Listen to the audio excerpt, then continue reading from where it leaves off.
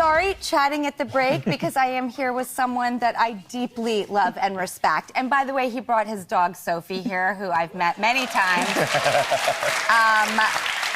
But you are going to know who this person is, because he changed the world as we know it, because he is an entrepreneur like no one else.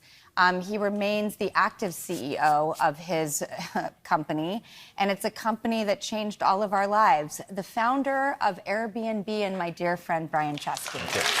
Thank you. Okay.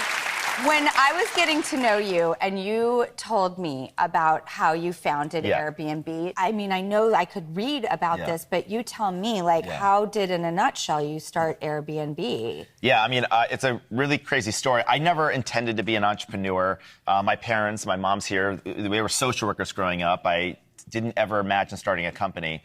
I was 26 years old. I was living in San Francisco. I had $1,000 in the bank trying to figure out how to pay rent. And my roommate in San Francisco, Joe, said, we have a problem. The landlord just raised the rent. And so we have a problem a lot of people do. Like, how do you pay your rent? It turns out that weekend that I was in San Francisco, an international design conference was coming to San Francisco.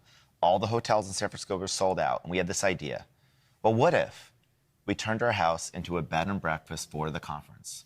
Unfortunately, I didn't have any beds, so Joe pulled out some air beds from his closet. We inflated them. We called it airbedandbreakfast.com. And that's where the name comes from. Isn't that incredible? And you are so still that human being. Like, I don't know a lot of very influential people. I've met them in passing, but I kind of hang out with my old friends that I've been friends with for 30 years. I don't hobnob. The reason I was so excited to get to know you better and eventually become friends. In fact, we're friends. I brought pictures of Brian and I. That's right. That's us. That's grabbing a Starbucks. And then I like to drag him to museums. I don't know why. I always want to grab your face. I feel so connected to you because you are such a human being. And you care about the human experience. Your parents were social workers. Yes. How did that influence, you grew up with social workers. How does that influence you? I mean, my parents, I think, dedicated their life to service and helping others. And somebody once said, in a giant scale, you're kind of like a social worker.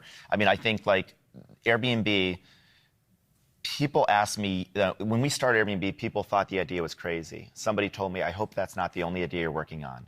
They said, strangers will never trust other strangers. And I think what I realized is that we were maybe so naive that we had a belief in humanity, because we believed that was a good idea to bring hundreds of millions of people together to live together, and that bad things wouldn't always happen, because we believe that people are fundamentally good and that we're all 99% the same. And travel teaches you that. And I think I actually learned a little bit of that from my parents, that you always hear people's stories. You understand where they come from. I run a technology company, but I was a designer by training. So I don't start with the technology. I start with people, and I work backwards to technology to figure out how to solve problems for them. And I think that comes a lot from my background. But your approach to life, whether it's technology or art, you do keep that human experience. And having been self-educated myself, travel is the great teacher. I think it's like books and travel are really, for me, the best things that informed me of the world and the way we live in it. Traveling also, since I was 7, going on the world tour of E.T., I just went, oh my God, everyone is doing it differently. And it changed me as a human being to not be judgmental, to not think there was one way.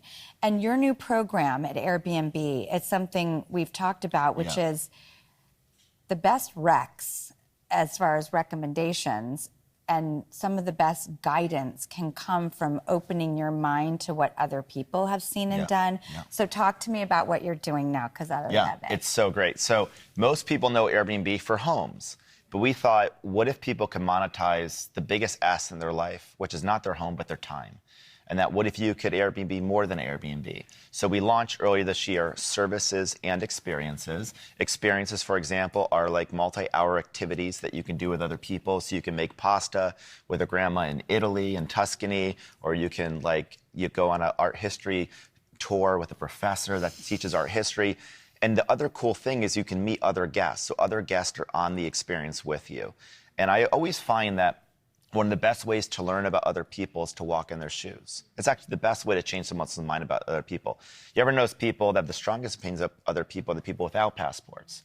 And as you travel with a passport, if you can, you have that privilege, you start to get educated about the world, and it is probably one of the ultimate educations. It just completely opens your mind. It is one of the biggest antidotes to any type of bias you could ever imagine. And that's why people ask me, billions of times later, what's most surprised you about Airbnb? And I said, it's how good people fundamentally are. In Airbnb, I get this front row seat of actually wonderful things happening every single day. And we want to just, yeah, thank you. And I want to do more of that. Thank you. I also really, really believe that we are here on this planet to be human butterfly nets collecting memories. And I think your company facilitates these life experiences and these memories. Yes. That's more important than anything monetary or job related or anything. It is our life and our time. Yes. That was one of the last tattoos I got. I get it now. Time is precious.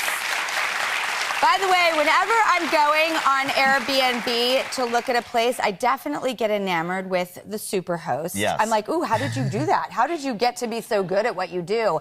Any tips for how to be a good Airbnb host from the man? Yeah, absolutely. I'll be quick and just say the following. Number one, if you have a house or an apartment, you can Airbnb. I think a lot of people feel self-conscious that their home isn't ready.